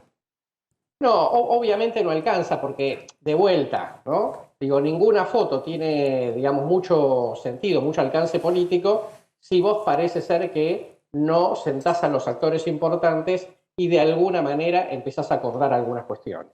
Bien. Entonces digo, la foto sirve, porque de hecho, digamos, Bataki no la tuvo y Guzmán no la tiene, no la tuvo tampoco, pero me parece que de ese punto de vista, digamos, el tema es, por lo menos tiene una foto, ¿no? Y veremos ahora, digamos, con cuánta libertad puede tomar decisión. Carlos, muchísimas gracias por el tiempo y las explicaciones. No, por favor, un placer. Gracias. Bueno, Daniel, a modo de cierre también, agradeciéndote el tiempo de haber venido hasta acá el miércoles, ¿qué imaginás entonces? Vos vas a estar en el Congreso. Vamos a estar, va a ser una movilización importante de sectores que entendemos que hay una disputa que dar, la CGT, la CTA, los movimientos sociales, que no es solo un fortalecer al gobierno en una gestión económica con dificultades, sino también es darse una discusión en una puja distributiva, entendiendo que hay prioridades. ¿Por qué el Congreso y no la Plaza de Mayo, por ejemplo? Porque se definió allí, me parece insustancial. Lo que sí va a ser es una movilización multitudinaria y con vocación de intervenir en esta puja distributiva, ¿no? Nosotros creemos que más allá de las dificultades en la gestión económica, no es solo una discusión técnica. Acá hay sectores que quieren maximizar ganancias contra el detrimento y el empobrecimiento del conjunto de la sociedad, y hay sectores que entendemos, y que en ese sentido está el sentido final de estar en el gobierno, que es sostener determinados intereses, aún en dificultad. Daniel. Muchísimas gracias por haber venido. Bueno, de eso que planteaba Daniel, que es lo que está mirando el gobierno, ¿no? Cuando Menéndez nos dice vamos a ir por estos especuladores, lo que está de fondo, más allá del otro lado, lo que vos creas, si especulan, si están esperando un mejor precio para vender su producto, hay una urgencia, y la urgencia se llama tener dólares en las reservas del Banco Central. Algo que parece tan abstracto, pero que a fin de cuentas hace que no tengamos precios, que no se puede importar, que no se pueda producir con un dólar estable, y eso es lo que se tiene que resolver cuanto antes. Claudio, vos tenías ahí para contarnos, para explicar bien gráfico por qué y de qué estamos hablando cuando hablamos del dólar soja y lo que puede venir. Claro, el gobierno, que en principio tenía pensado esperar una semana para la convocatoria a los productores de la mesa de enlace, finalmente ocurrirá mañana esa reunión a las 5:30 de la tarde en el Ministerio de Economía. Va a estar a cargo del secretario de Agricultura, flamante secretario Juan José Bailo. Ahí se reunirá y van a llegar o tratar de llegar a un acuerdo lo más pronto posible por lo que se conoce como el dólar soja. Sí. En su momento el gobierno dio a conocer una formulita que le permitía por un 30% de la producción de soja, de lo que liquidaran los productores, bueno, obtener un dólar un poco más alto, un dólar diferenciado. Pero claro, esta formulita no fue bien recibida por la mesa de enlace, por los productores, por las cerealeras, y tuvo muy pocas operaciones. ¿Cuánto es muy poca? Bueno, apenas 30 millones de pesos la semana pasada. Que no es nada. Nada. Se están esperando por lo menos, por lo menos, que es lo que anunció Massa, 5.000 millones de dólares. Bueno, esa pregunta va a ser clave mañana a 5:30 de la tarde, pero sobre todo entender cómo se llega a este punto de urgencia tal que tiene el Estado, que tiene el sector público para, bueno, necesito dólares. ¿Dónde los puedo sacar? En el campo. ¿Por qué no lo cosechan? Bueno, entonces vamos a negociar para que empiecen a liquidarlo. Ese dólar de Pelle no funcionó, evidentemente no funcionó, por eso ahora una nueva reunión. Bueno, Elvio Lausirica, vicepresidente de Coninagro, una entidad fundamental, está en comunicación con nosotros. Elvio, buenas tardes. Ramón Inder te saluda. ¿Cómo va? ¿Qué tal? Buenas tardes, Ramón. Un gusto hablar con ustedes y con toda tu teleaudiencia. Muchísimas gracias por atendernos. A ver, ¿cómo se llega a lo de mañana? Evidentemente este dólar que había planteado Pese no sirvió, no convenció al productor. Bueno, evidentemente nosotros lo habíamos anticipado. A ver, nosotros podemos anticipar qué es lo que piensa el productor, pero no le podemos decir al productor qué es lo que hay que hacer o no hay que hacer. El productor en ese sentido es dueño de esa mercadería. Y nosotros en su momento le dijimos al gobierno que no se generaran expectativas, porque la resolución era muy complicada de implementar, con muchas instrumentación en el banco, por ahí bursátiles y demás, y eso va en detrimento de la aceptación del productor. Claro. Hay que arrancar de una cosa, si vos me permitís. Dale. En el primer semestre se vendieron el 45% de toda la producción, que en dólares significó un 15% más que el año pasado. Bien. Hoy por hoy queda el resto que justamente el productor se lo guarda para afrontar las necesidades de la siembra, que es inminente, arranca en pocos días más. y esto hace que tengan las mayores necesidades financieras en el pago de los insumos, pago de los alquileres, pago de las labores, y es por eso que se resguarda la moneda en una moneda fuerte como es la soja, porque realmente es la que fija muchos... Ahora, pero Elvio, te hago una pausa ahí. Entonces, si es inminente, ¿por qué como Estado daría una herramienta más si es cuestión de esperar unos días para que no tengan alternativa? Porque el Estado lo necesita a lo mejor antes de lo que nosotros lo podemos ir, claro, lo podemos ir liquidando en base a los avances de la siembra. Claro. Entonces, son ciclos biológicos. Lo que nosotros le planteamos el otro día al ministro es la urgencia de tomar algunas medidas porque la disponibilidad de fertilizantes, la disponibilidad de gasoil hace que también se limite todo este tipo de cosas y seguramente que también la liquidación de divisas. Ahora, me pongo en abogado del diablo, Carlos. A ver, Elvio, perdón. Recién Daniel Menéndez, de Barrio de Pie, funcionario del gobierno, decía vamos a ir contra los especuladores que nos quieren extorsionar. Eso decía una organización social del gobierno. El gobierno te puede decir, pero si yo subsidio y le doy un gasoil barato, al momento que ahora el Estado necesita buscar una ecuación que más o menos le cierra las dos partes para liquidar, no lo podemos conseguir y tengo una soga al cuello. ¿Qué plantean ustedes? Bueno, en primer lugar, ese gasoil barato hay que conseguirlo, porque no tenemos un libre abastecimiento, porque no se tomaron las medidas correspondientes Bien. en cuanto al uso de biocombustibles. Bueno, en fin, una cierta, ciertas decisiones que no se tomaron en su momento.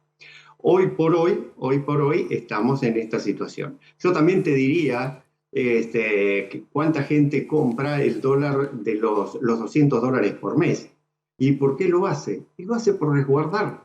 Lo hace por resguardarse el dinero que tiene, el efectivo que tiene, resguardarse de los aumentos de precios por la inflación. También lo hace el productor en ese sentido, guardando la soja, porque va a tener muchos gastos de aquí en adelante para llevar adelante su ciclo productivo. Claro, y no tiene precio. Para mantener su personal, y eso hace que también se quiera resguardar en una moneda fuerte. ¿Vas a estar mañana vos en la reunión o va equipo técnico nomás de Coninagro? No, van equipos técnicos porque la idea es que el gobierno, en base a lo que hablamos el otro día, sí, va a presentar cuáles serían las medidas. Pero como en las medidas son muy importantes la implementación de las mismas, conocer la letra chica... Antes de que se comunique. Los técnicos. Perfecto. Mandamos los técnicos ojalá, para que las analicen y demás, y después podamos reunirnos con otros elementos de juicio para hacer justamente jugarlo más seriamente las medidas y resolver en consecuencia. ¿Claudio? Elvio, si, digamos, escuchándolo a usted, la conclusión es que lo más probable, digamos, lo que más le conviene a los productores es guardar la soja hasta que no le quede otra que venderlo, digamos, para hacer frente justamente a los gastos en pesos. Pero el gobierno, como usted mismo decía, tiene otras necesidades, que es adelantar esas liquidaciones. Pero yo lo escucho a usted y digo, presiento que va a ser muy difícil un acuerdo, porque está justamente lo que ustedes intentan hacer, que es quedarse con la soja todo el tiempo posible, porque son dólares. Y por otro lado, las necesidades del gobierno. ¿Hay posibilidades concretas de un acuerdo que mañana se llegue técnicamente justamente a una definición para que ustedes adelanten la liquidación que quiere de soja que pretende el gobierno?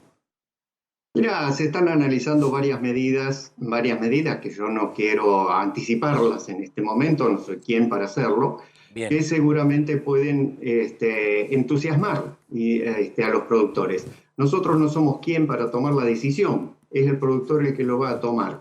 Una de las cosas que mucho le decíamos al ministro, en cuanto los productores tengan disponible el fertilizante que necesitan para la siembra, y esto es justamente un problema que hoy tenemos, inmediatamente va a liquidar para hacerse de ese fertilizante. Bien. Y muchas veces se compran en precampaña los fertilizantes. Totalmente. Pero el tema es que hoy no están disponibles. Y no están disponibles justamente por estas decisiones del gobierno que limitan en algunos casos las importaciones controlan las importaciones por el tema de la disponibilidad de dólares que tienen. Elvio, muchísimas gracias por las explicaciones, fuiste muy claro.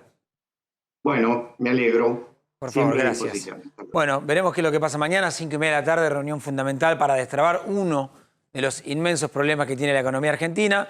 El más urgente para poder bajar a la micro es tener dólares. En eso está el gobierno nacional hoy.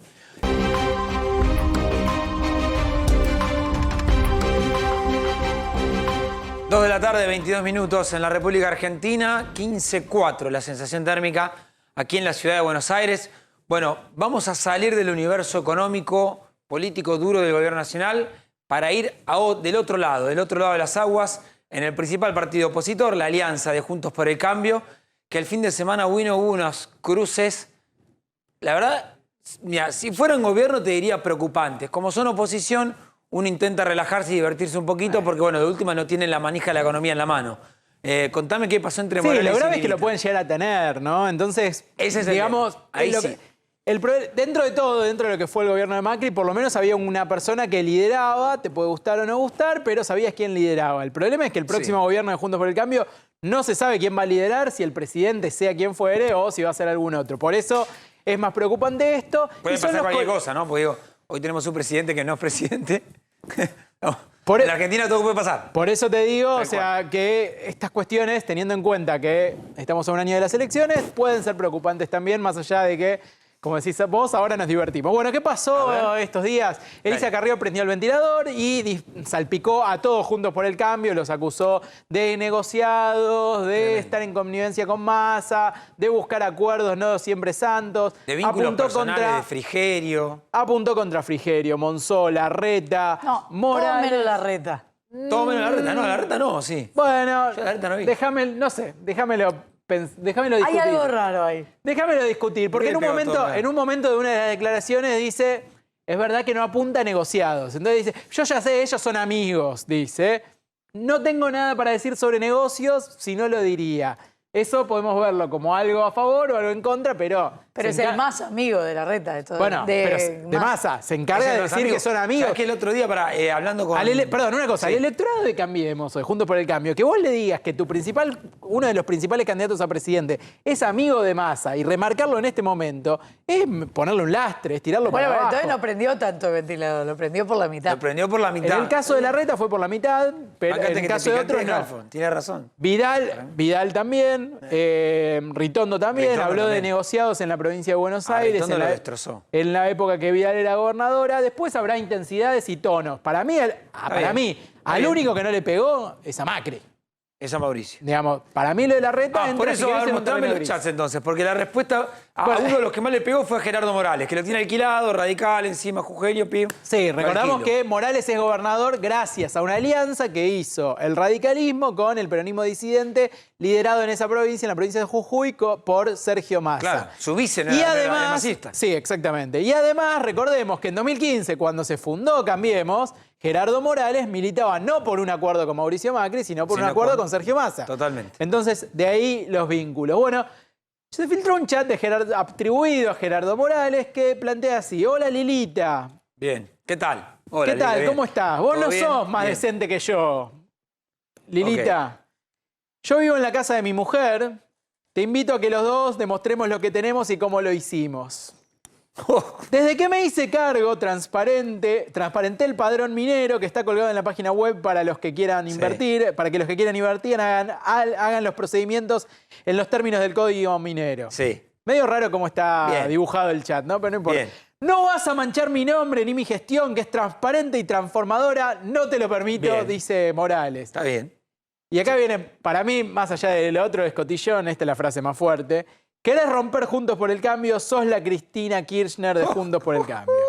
Esa última frase es genial. Sí. Y después el Panchito a Larreta, ¿no? ¿Por qué no hablas del Paseo del Bajo, de los negocios de la ciudad? ¿Por qué no hablas del teorema del correo de Macri? Claro. O de cómo manejaron durante nuestra gestión el crédito tomado al FMI y cómo se fugaron las divisas. Bueno, pero pará. ¿Y quiénes se hicieron ricos? ¿No tiene un punto ahí, Morales? Que es como... Carrió dice, bueno, hoy el corrupto es... perdón que se me prendió la linterna. Hoy el corrupto va a ser... Esa linterna está encendida. Cristian Ritondo. Sí. Mañana el corrupto va a ser Mauricio Macri.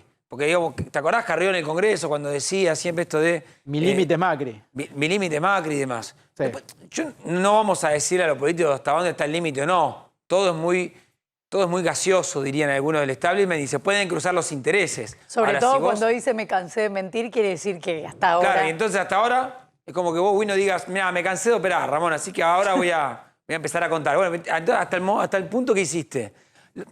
¿Y cómo queda esto para adelante?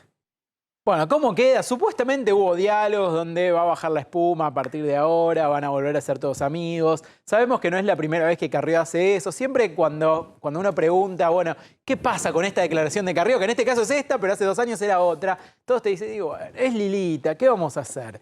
La realidad es que Carrió está acostumbrada a construir rompiendo de esta manera, o sea, que generando acusaciones que después, en el caso de Juntos por el Cambio, de Cambiemos, terminan tendiendo hacia una unidad o a bajar las aguas. Hasta ahora, lo que están planteando algunos dirigentes de Juntos por el Cambio son 2 cosas. Primero, este es el límite, porque esta vez nos salpicó a todos.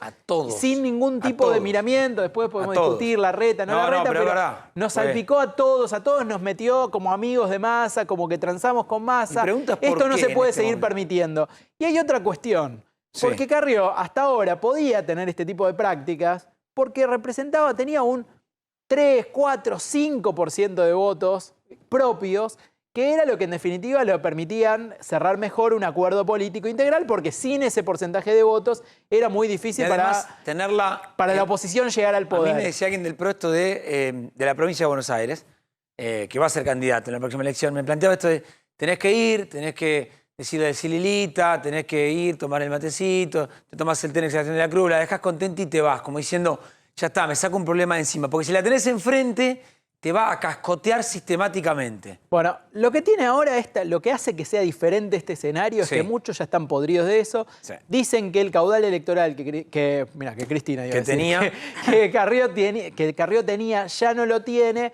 Y a la vez también, cerca de Carrió, saben que el mejor arma que tienen para poder pelear lugares en listas o lugares políticos o lugares de poder es justamente la lengua filosa de Carrió. La pregunta Tal es, cual. de nuevo, ¿hasta cuánto los dirigentes de Juntos por el Cambio se van a dejar extorsionar o no por ese tipo de maniobras?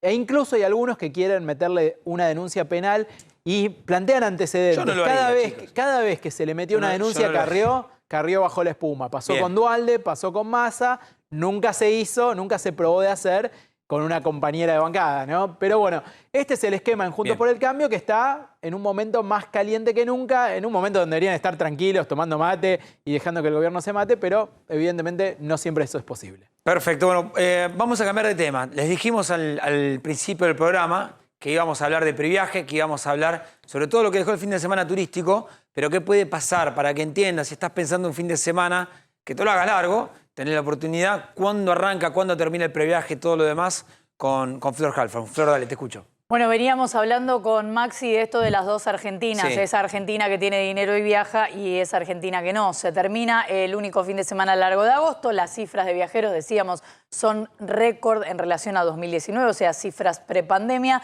Según el Ministerio de Turismo de la Nación, viajaron 820.000 turistas. Esto representa un 17% más de aquella cifra que había en el mismo fin de semana de 2019, Bien. que eran más o menos 700.000. Sí. Hubo cerca de 1,5 millones de excursionistas a los destinos más habituales para eso, los que vemos habitualmente, esto es Bariloche, Córdoba, Mendoza, Ushuaia, Calafate y demás. Hubo turismo receptivo, empieza a ampliarse el turismo de Uruguay y de Brasil. Sí. Nos quedan todavía 3 fines de semana largos este año, uno en octubre del 7 al 10, Día del Respeto a la Diversidad Cultural, que se pasa el 2 de octubre, del 19 al 21 de noviembre, el Día de la Soberanía Nacional, y del jueves 8 al domingo 11 de ¿Y diciembre, el ahí Día de la Virgen. ya tenemos previaje 3 o cómo es? Bueno, el previaje 3 estaba listo para salir, estaba listo para cubrir de agosto a diciembre, pero entre tantos cambios en economía cambió también el presupuesto para ese universo. Entonces, el ministro Lamens, que decía teníamos todo listo para que nos den el dinero y empezar, dijo hace un par de días que se va a anunciar pronto el previaje, pero para octubre y noviembre. Los gastos Bien. van a ser para octubre y noviembre. El asunto es, bueno, ya se anotaron todos los operadores turísticos que tenían algún interés, todavía no se puede anotar el usuario común. tiene que esperar a que se haga esta transferencia entonces desde el gobierno nacional. Lo que pasa es que Lamens venía diciendo, de 10 pesos que se invierten desde el previaje para la gente, vuelven 8,5 en materia fiscal. Pero eso no es inmediato y por el momento parece que ese presupuesto no alcanza, así que será en principio, y todavía no se lanzó, para octubre y noviembre. Bueno, bien, vamos a ver si después se estira para la temporada alta, digamos, ¿no? Para diciembre, enero, febrero, que fue exitoso el año pasado, es cierto, que hubo críticas también desde adentro planteando, bueno, pero estamos subsidiando a alguien que se puede pagar un hotel 4 estrellas. Y además ese hotel, con la noticia del previaje, subió el precio automáticamente, total, el Estado pone la otra mitad. Bueno, vamos a ver cómo se desarrolla. Por ahora, octubre y noviembre van a ser los 60 días. Sebastián Pesati es CEO de una empresa de turismo, así que vamos a preguntarle directamente en el territorio cómo está la situación. Sebastián, buenas tardes. Ramón Indar te saluda. ¿Cómo va? Ramón, equipo, buenas tardes. Bueno, previaje sí, previaje no. ¿Cómo está la situación? Sobre todo entender de la agencia, ¿no? Supongo que ya el turismo internacional queda acotado muchísimo y están poniendo todos los cañones en lo nacional. Sí, a ver, el previaje la verdad que es un instrumento que se lanzó allá por el 2020, cuando todavía estamos inmersos en una pandemia muy importante, y para una industria que había estado totalmente estancada, como la del turismo, fue la realidad un gran apoyo. Este previaje 3 ya se está haciendo, está muy esperado, pero como decía antes Flor, se ha pospuesto el lanzamiento ya en más de una oportunidad. Entendemos que probablemente haya cuestiones presupuestarias. Sí, lo que ha manifestado el Ministerio de Turismo es que para este previaje 3 el presupuesto va a ser muchísimo menor que el que tuvimos para el previaje 2, que estuvo rondando más o menos los 100.000 millones de pesos y que apuntaba no solo a los últimos 4 meses de aquel momento del 2021, sino daba la posibilidad de contratar viajes para todo el 2022. Claro. Bueno, en este caso, se acota, como les anticipó Flor, y va a ser solamente para los meses de octubre y noviembre, que desde la industria, obviamente, siempre queremos más, pero entendemos que sería atinado poder apalancar estos 2 meses, que son meses de temporada baja, que tienen 2 fines de semana largo adentro, pero que tienen otros fines de semana que no tienen incentivos adicionales para los turistas, con lo cual lo vemos bien. Ahora, Sebastián, hoy la situación, hoy el turista que te contrata, el internacional sigue apareciendo ahora que no hay financiación y demás, y el nacional que entra, ¿qué pide?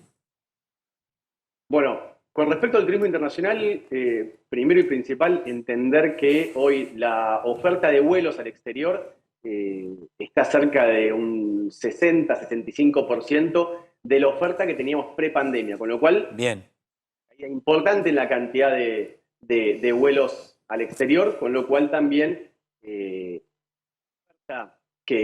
está contraída va a satisfacer una demanda que también está un poco contraída porque ya no está para el bolsillo de cualquiera la posibilidad de hacer un viaje al exterior.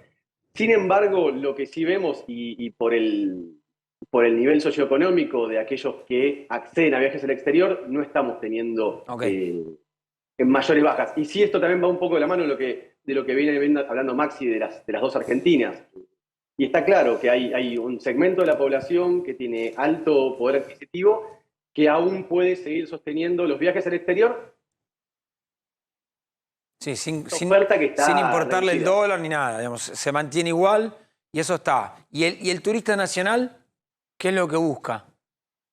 El turista nacional, la realidad es que hoy en día lo que vemos, y este es un fin de semana donde uno ve el movimiento. Yo actualmente estoy en Mar del Plata. Mar del Plata recibió este fin de semana algo así de 90.000 turistas. Este fin de semana largo, cuando hablamos del movimiento y el turista lo ve, por más tenemos muchos clientes que compraron este fin de semana con previaje.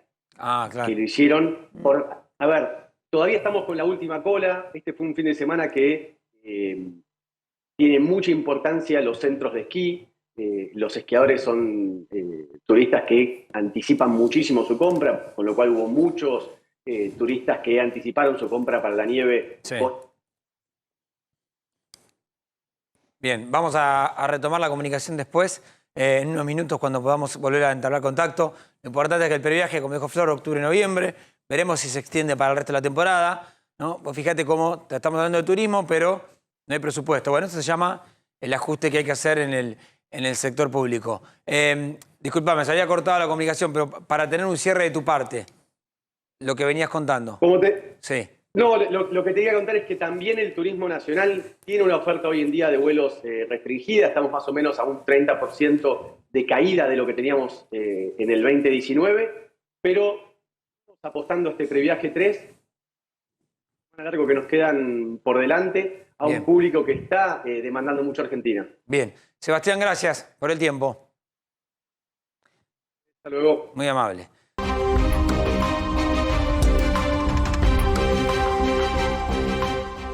Volvemos, último bloque aquí en MMD. Mañana ya va a estar Maxi Montenegro al frente del programa. 14:45, 16 grados la térmica aquí en la ciudad de Buenos Aires.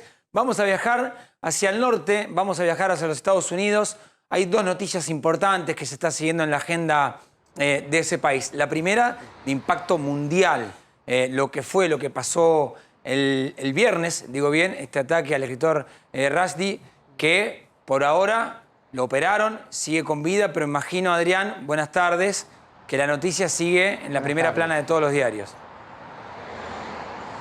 Así es, Ramón y querido equipo, buenas tardes. ¿Cómo andás, Adrián? Están aquí realmente muy preocupados porque lo que pasó parece un hecho de otro tiempo, ¿no? Otros tiempos más violentos y desagradables, y que además se esperaba que se temiera que pudiese suceder antes, cuando en el año 1989 el Ayatollah Khomeini, ¿no? le dictó una fatua, esto es un decreto por el que desde Irán pedían justamente la cabeza de Salman Rushdie, después de que había publicado este libro, Los versos satánicos, considerado ofensivo para muchos del Islam, de la religión musulmana. Y bueno, por esa razón nadie creía que esto podía suceder. Bueno, lo que sucedió justamente el viernes, este ataque con 12 puñaladas a este escritor, realmente trajo mucha preocupación. Se temió por su vida primero, ahora está evolucionando, aunque todavía en estado crítico. Se le ha retirado el respirador artificial, pero se cree ya que va a perder un ojo a raíz de este ataque y tiene varios órganos comprometidos. Pero bueno, de todas maneras, ahora, lo que significa el ataque a la libertad de expresión es lo que preocupa. Sí, Ramón. No, digo, Adrián, más allá del hecho puntual, ¿cómo fueron los días posteriores? ¿Consecuencias políticas, discursos? ¿Qué se habla? Porque siempre un hecho que conmociona tanto trae una consecuencia. ¿Qué está pasando hoy en Estados Unidos con ese tema? Hubo una adhesión masiva, desde luego, y un pedido a los cambios de protocolo de este tipo de eventos culturales, ¿no? Porque recordemos que esta persona, Adi Matar, un estadounidense de 24 años, residente en New Jersey, había comprado su entrada. Y realmente pudo pasar como cualquier otra persona, no hubo ningún tipo de controles, no se puso un detector de metales como en algunos eventos se hace, y se pudo acercar hasta el propio escritor en el escenario, habiendo comprado simplemente una entrada como un espectador más en este centro cultural de Chautauqua, donde se produjo esto. Y bueno, justamente se vuelve a evaluar qué es lo que pasa, por qué se tiene que tomar medidas adicionales de seguridad para eventos similares, si no es más que una charla, ¿no? Ahora, y la otra noticia, Adrián, son los allanamientos del FBI a la residencia de Donald Trump. Teniendo en cuenta que hay una elección en muy poco tiempo, es en noviembre, ¿no? La elección parlamentaria. Exacto. El 8, sí. ¿Qué análisis hace de lo que está pasando? Porque acá sería un mega escándalo político, electoral, judicial, digamos, ya lo vivimos con los allanamientos a Cristina Fernández. ¿Allá qué hay? Sí. No, lo es, también lo es, Okay. es un escándalo de proporciones en momento en que ves cómo los distintos medios de los Estados Unidos se van posicionando detrás de un sector y de otro, ¿no? De los que tratan de levantar desesperadamente la imagen de Joe Biden, que lleva todas las de perder para este 8 de noviembre, pero como ahora viste que la inflación se ha moderado un poquito, pasó del 9.1 al 8.5% anual, y están viendo algunos signos donde se ve, digamos, en los hechos que la inflación por lo menos parece aflojar, y los medios que están con él, que son la mayoría, lo tratan de impulsar, tratan de ver un renacimiento. En ese contexto es donde se ve justamente las consecuencias que tiene este allanamiento, donde también se lo presenta a Donald Trump como una persona que se llevó documentos clasificados a su casa, 11 cajas con material catalogado como top secret, como máximo secreto, para la seguridad de los Estados Unidos, en donde incluso se le está tratando de aplicar la ley de espionaje, porque como estos documentos son secretos, justamente podría poner en riesgo la seguridad nacional, y por eso se le puede aplicar esta ley, que es una ley muy dura y que nunca se le había aplicado a un expresidente de los Estados Unidos. ¿Cómo hizo Trump para llevarse cajas confidenciales como lo que están marcando sin que nadie lo notara? O si lo vieron, dejárselo hacer. No termino de entender esa situación. Mira, en realidad Trump siempre se manejó llevando cajas con todo este material confidencial y con sus propias anotaciones, con sus propios memos que él escribía en blocs de papel, ¿viste? Sí. Tipo carta o A4. Se lo llevaba a todos lados, entonces lo tomaron como algo natural. Qué genialidad. Cuando deja la presidencia y deja la Casa Blanca, sí, y se llevó varias de estas cajas. Algunas las dejó, otras se las llevó, algunas las fue devolviendo, pero el FBI y el Departamento de Justicia insistían en que él seguía teniendo material clasificado, sobre todo con información muy sensible, dicen, sobre temas de seguridad nuclear. Bueno, pero entonces... Imagínate qué tan importante es esto, ¿no? Clave sí. Esto, porque vos lo que estás marcando es más allá de la cuestión electoral, y que seguramente a un sector de poder le viene bien esto para mostrar la antípoda de un candidato del otro, o los sectores. Vos lo que decís, mirá, las cajas se las llevó. Acá lo que están diciendo es, dame lo que es nuestro. Las cajas se las llevó. Claro, Trump siempre se movió así, o sea, esto no es secreto. Siempre lo hizo, digamos, de una forma muy personal, incluso caprichosa en esto de llevarse cosas. Siempre hizo lo que quería, y en este caso se llevó todos estos documentos, que hay una ley de 1978 de registro de la actividad presidencial que lo prohíbe terminantemente, ¿no? No pueden llevarse este material a sus casas. Trump dijo en su defensa que Obama también se había llevado cajas con material. Sí. Lo desmintió, los archivos y el FBI lo desmintieron a Donald Trump tajantemente sobre este tema. Y bueno, no es normal que un funcionario, y sobre todo un presidente, ahora un expresidente, se lleve este material sensible, se lleve documentos clasificados a su casa. Entonces, bueno, claro, desde luego es explotado mediáticamente esto, ¿no? De un lado y del otro. Adrián, muchísimas gracias. No, por favor, gracias a ustedes. Gracias. Bueno, muy bien, volvemos a la coyuntura nacional. Nos quedan algunos temas por tocar antes de las 3 de la tarde. 8 minutos faltan para las 3 de la tarde. Siguen 16 clavada la sensación térmica aquí en la ciudad de Buenos Aires, y no va a cambiar mucho. Así que para disfrutar el feriado mirando a 24. Bueno, tengo algunos temas. Quiero arrancar por el económico, Claudio. Bueno, el tema salarios. Salario, dale, que me lo habías vendido. Al principio del programa hablamos y mucho del tema inflación, sobre todo de alimentos, suba de alimentos, pérdida de poder adquisitivo. Fíjate en el mes de julio, porque el INDEC la semana pasada dio a conocer que los salarios perdieron contra la inflación en junio, pero en julio, bueno, también perdieron, y muy fuerte. Fíjate, la inflación 7,4%. La estimación de distintas consultoras hablan de salarios que crecieron no 7,4%, sino apenas 3,5%, sí. Una pérdida real en un solo mes del 4%. En un solo mes. Esto lo veremos después certificado por el INDEC, pero lo que sí se sabe, y de ahí surgen estas cuentas, la próxima placa, es que el acuerdo de las paritarias en promedio rondan el 67%, y la proyección anual es del 90%. Bueno, acá hay algunos puntos, fíjate, ¿no? Lo que, si esto termina así, de lo que estamos hablando, ¿no? De pérdida de poder adquisitivo muy fuerte. Esa primera placa que en el Ministerio de Trabajo no la ven. Insisten con Moroni, insiste, ¿no? Esto de los trabajadores le ganan a la inflación. Insisten con eso, tomando el promedio, evidentemente, de algunos gremios que le ganan, que tienen poder para hacerlo, y consideran que eso es el universo laboral. Claro, eso pasó en los primeros meses del año. Y lo está diciendo, digo, el ministro de Trabajo de un gobierno peronista. Y después, este acuerdo que vos marcás, que es el promedio, siempre tengamos en cuenta que es un promedio, claro. Hay un universo enorme de trabajadores que quedamos muy por debajo de esto y que no tenemos la posibilidad de reabrir una paritaria. No claro. existe.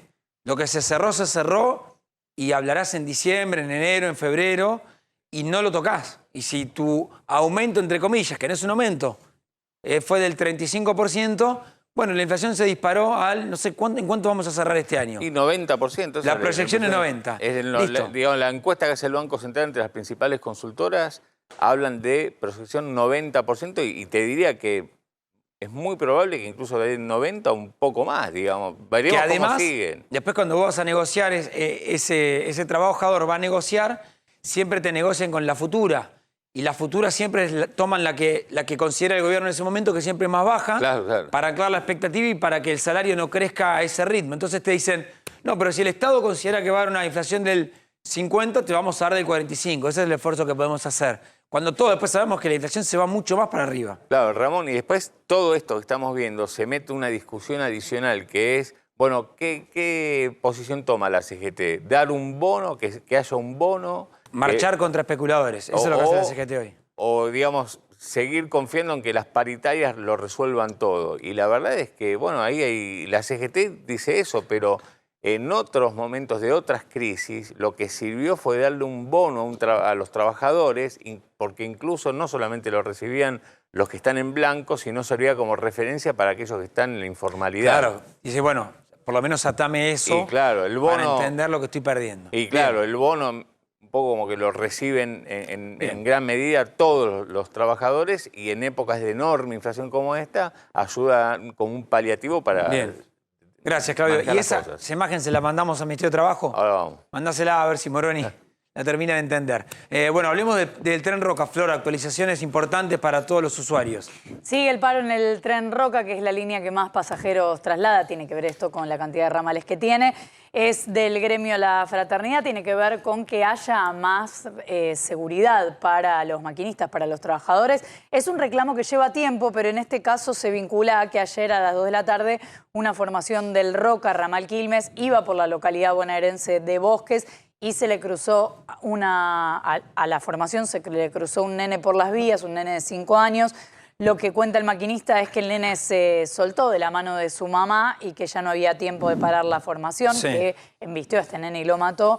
El conductor del tren se bajó, los vecinos lo agredieron, a él y a un guardabarrera, los apedrearon, les robaron y por eso los trabajadores hacen este reclamo. Es un tema que a los maquinistas los sensibiliza mucho, lógicamente, porque es más habitual de lo que se cree que se arrolle a una persona mientras funciona el tren. Por un lado porque hay accidentes y por otro lado porque hay gente que decide quitarse la vida de ese modo y eso es algo inolvidable después para ese maquinista. Ahora, de hecho, el cálculo habla de 200 hechos promedio, y digo hechos porque, insisto, en algunos casos son accidentes y en otros no, pero 200 hechos promedio de víctimas fatales en los ferrocarriles. 200.